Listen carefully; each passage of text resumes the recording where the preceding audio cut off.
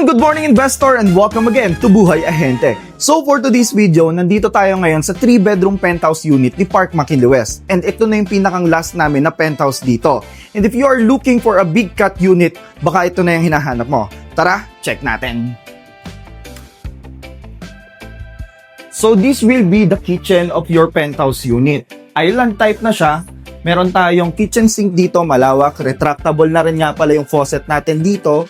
Marami tayong cabinets, may 4 induction cooktop tayo, range hood is also included, meron tayong oven. Ang maganda dito sa kitchen mo, meron siyang extension dito. By the way, nandito na rin located yung maid's quarter natin, meron siyang sariling bathroom. Ayan. And then, eto naman yung magiging living and dining nyo. So kayo na yung bahalang mag-design or mag-display kung saan yung tables and chairs and then yung sofa nyo and TV. This will be the space for your bedrooms naman. By the way, meron nga pala tayo ditong extra room. Pwede nyo siyang gamiting storage room or pwede ring office. Ito yung first bedroom natin. So first bedroom, meron tayong modular closet, meron tayo ditong aircon, and then yung flooring natin is ceramic wood plank na. And then this will be a powder room naman. So ayan, what you see here is what you get.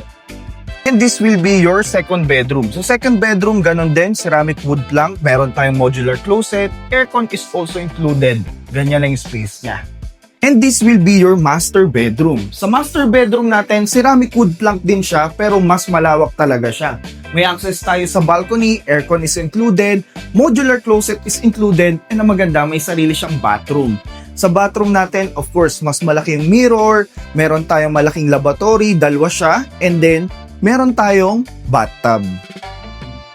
So this 3-bedroom penthouse unit is 89 million and then meron tayong promo na 25% cash discount and bababa siya up to 66 million.